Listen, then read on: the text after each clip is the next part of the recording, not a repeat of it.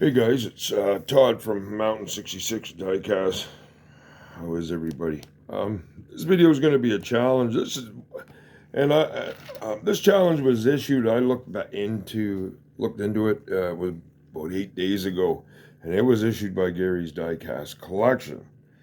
Now this challenge is called Mixed Die. It's a mixed diecast brand challenge. So what that is show one car from every diecast brand that you have, or from the diecast maker you have in your collection. For instance, you show one Matchbox, one Hot Wheels. If you got a Yachtming, or to me,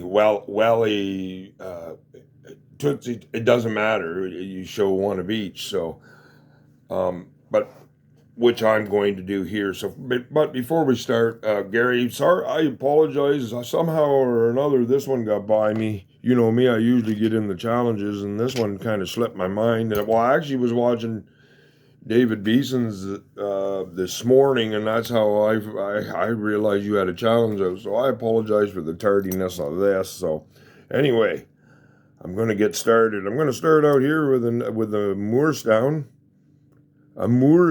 sorry. Budgie / Moorstone. This one's an actual Moorstone, made by Moorstone, and it is, what is this? It is a Westminster Countryman is what that is. Sorry.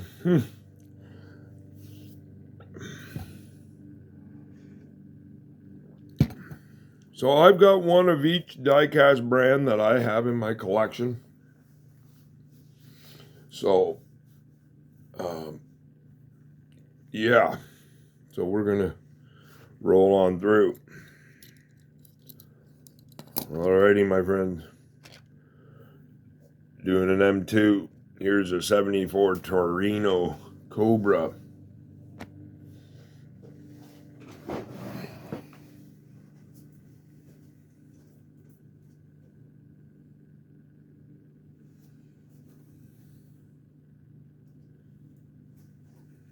So pretty sweet. Now this one I've had for a while. I do have a couple of Torinos and M2s, but I've had this one for a little bit. I think I've had it for a couple of years now, I think. So, but absolutely exquisite. As you guys know, most of you know, I'm going to do this Dodge here. Now this is an Auto World. You know me, I always keep my M2s still screwed to the platform, so, or the base, whatever you want to call it. This is pretty sweet too. This is an Auto World.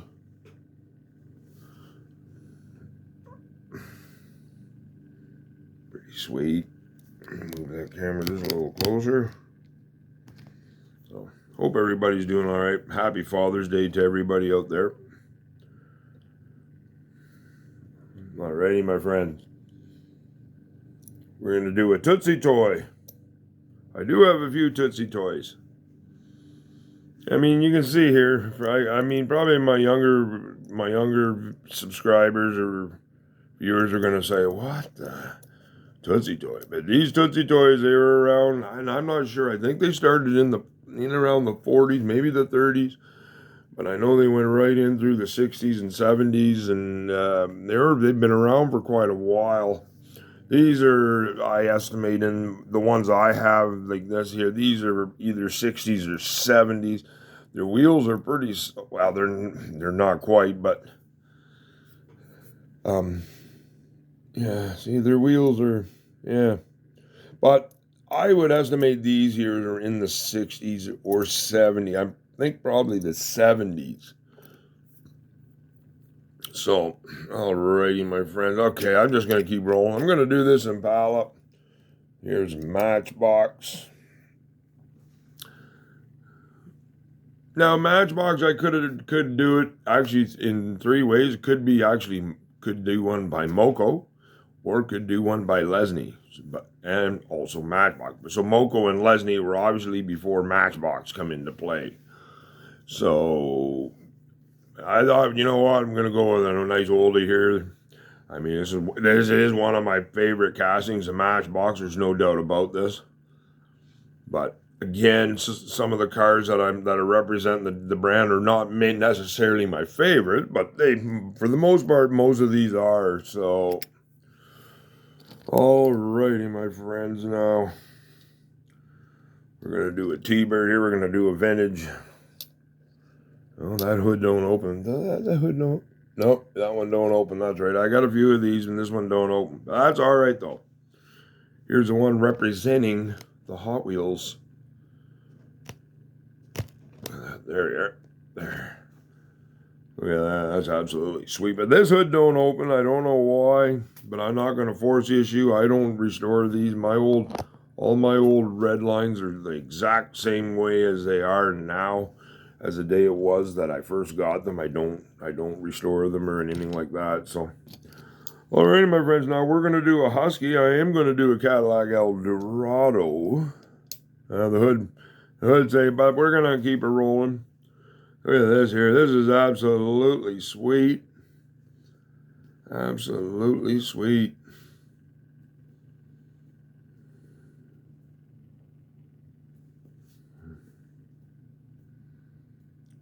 But I know most of my viewers here are familiar with Gary. You know, if you're not, check out his channel. It's Gary's Diecast collection. Oh, pardon me. Now this is, it's some kind of escort. This is an Corgi. Pardon me. I can't read that. Let me look at that. It's kind of something Escort, full Ford Escort. I don't know. I can't read it. She's kind of shredded.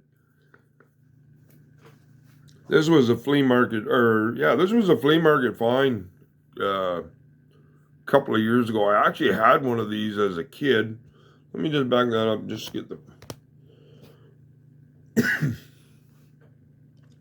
But see, it doesn't have a sticker. Now, I don't know if that 32 sticker was originally on there or that came after the fact. And the passenger side doesn't look like there was ever sticker residue there, so I don't know. Maybe it's a kid that just tagged it. Which, you know what, I'm just going to leave it because I'm not really 100% sure. I mean, I guess I could look it up, but I don't know. So, but anyway, still a pretty cool little car. Alrighty, my friends, we're gonna do a Chevelle. This is here the representative from the Zilmex. I had one of these as a kid. This has still got the original, and the sticker's starting to lift here a little bit here on the corner.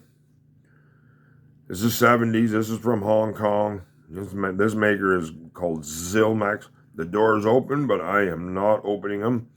This car and these doors now, they weren't the best of quality back then in its heyday, and it certainly won't be now. These doors will remain closed for a lot of years now. This is, as you guys know, most of my vintage cars now, I don't open the doors and stuff anymore now. Especially some of these other cars, the brand like Zilmex and that, are never going to match quality with Matchbox or Hot Wheels. They're just not. They never were. The intention was, look, see, the stickers and everything are even on crooked, right? I mean, so my point is the quality's not there. Here's a 1960 Ford Country Squire wagon. This is a representative from my Johnny Lightning. So them Zilmexes and stuff like that, and the Play Arts and that, you know, they're cool cars and that today. Yeah, absolutely. But back then they were kind of the, you know, they were just kind of the cheap rivalry, the cheap knockoffs and stuff, because they were never meant to compete with the big ones. They were just there to offer a real cheap car for the less amount of money as possible, and that's what it was. Look at this here. I've got about 6 or 7 of these now in my collection, in my Johnny Lightning. These are absolutely sweet. This is one of my favorite cars out of all my Johnny Lightnings. This casting, not just the color, all 6 of all 6 of the Squires I got, they're absolutely wicked. Okay, I'm going to do a Lato. Days Gone By. These are from Great Britain.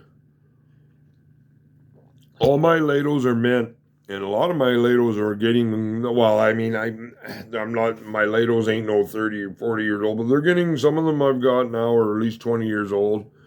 I'm not a big collector of Latos. I haven't bought one in probably at least 5 years. And so some of these are now, you won't find these on the pegs, any of these Latos that I have. And I believe I've done a video. It will be a while ago now, but I believe I did do a video on all my Latos. Okay, I'm not sure. Let's see what this is. What is this?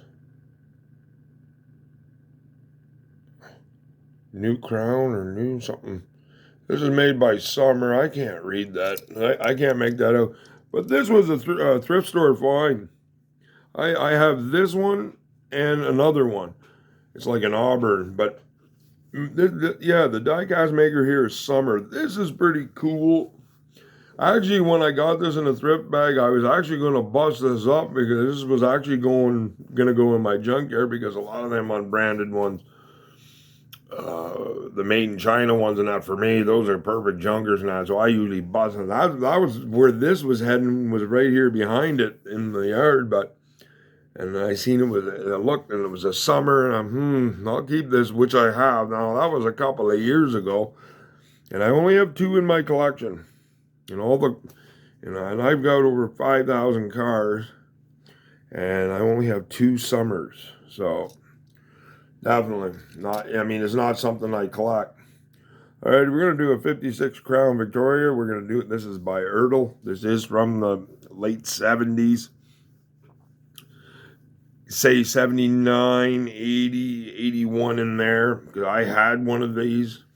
This is from the Replica series. Let me back that camera up so it's not always focusing. It's from the Replica series, and I had this come out. It was a 50 Merc come out, a 50 Ford come out. There was a 57 T-Bird. There was a 55 Nomad. There was a 51 Chevy. I believe there was a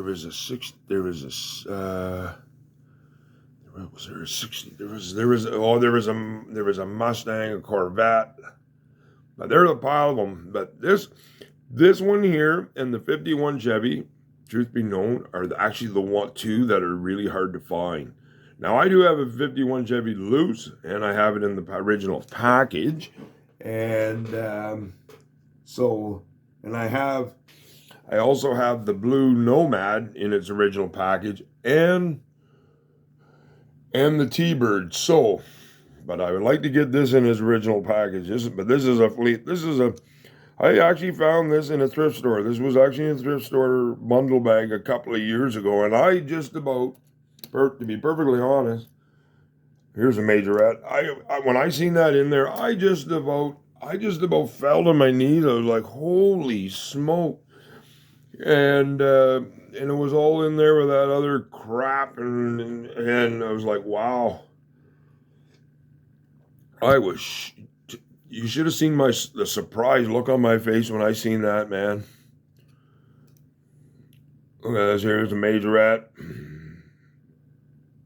It's an Impala, but now it also come out in the taxi variation as well. These are pretty cool. This is a majorette. So, I hope you guys are enjoying this. Yeah, these are pretty cool, man. The door is open again, but again, I hate to sound like the needle stuck in the same groove all the time. And I certainly don't try to be a flat tire here, you know what I mean? But I don't open the doors not on these vintage stuff anymore. So,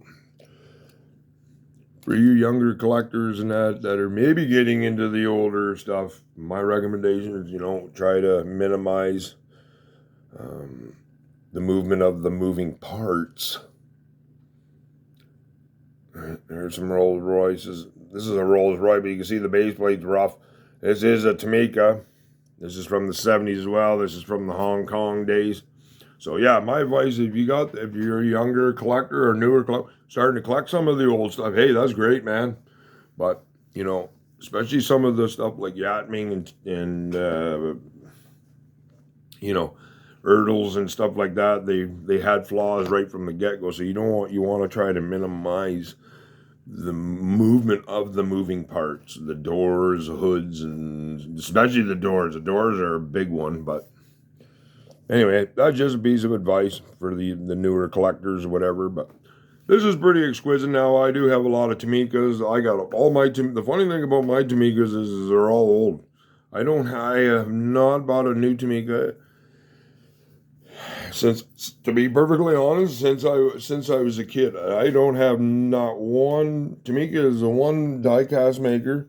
I have not acquired any new stuff, and it's been years since when I was since I was a teenager, to be honest with you. So all the Tamikas I've got are all either flea market finds, you know, or thrift stores, or I bought them off eBay or what have you. But anyway, we're gonna do a split window Corvette here. This is made by Yatming. Again, doors open. Now the older Matchbox, I will chance with the moving parts. But none of the other ones I don't. But a lot of the Matchbox now I am starting to not do the doors. And same with these Yatmings here. These are closed tight. I don't open them. I mean, I try to, you know, for me, as I'm also not only a collector, but I try to keep these, you know, in good shape because they are getting old. You know, and some of them are starting to get harder to find and so forth and so on. So, alrighty, my friend.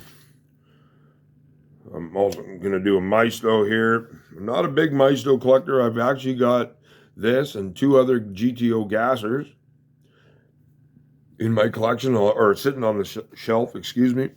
And I've got like 4 or 5, maybe 6 Maisto tow and goes. But other than that, I'm not a big Maisto. But these gassers and that, I won't pass these up. Like I say, I'm not Maisto. I'm not a Maisto collector at all. But like this is pretty sweet, and I do have a couple of GTOs, so no doubt about it, pretty awesome. Alrighty, my friends, only a couple more to go, and you know what? I'll do this Racing Champion. Check this out. I can't read the model on the back, but on the plate, but check this out. Holy jeez, I'm at all. This is going to be 20 minutes. Wow, I wasn't planning on being that long.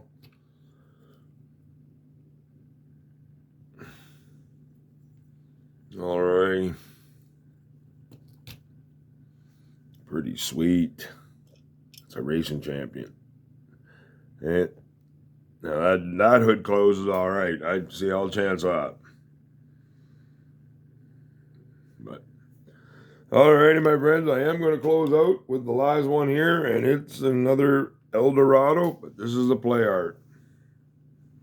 This again is from Hong Kong. Look at this. Now I have a couple of Eldorados. This is what they call the fast wheels. This type of wheel come out before the other one. This was actually their first wheel variation here. So these fast wheels are the older play arts, just for you guys that maybe not familiar.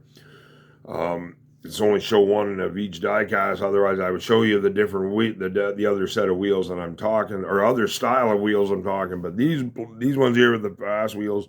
These are the fastest now. Or sorry, these are the older ones, older play arts. Excuse me. So, but anyway, guys, I am gonna go. Please check out Gary's diecast collection. You won't be disappointed. Give me a like, comment, or subscribe. And again, we'll see you soon out there. And thank you for watching, and keep hunting out there, my friends.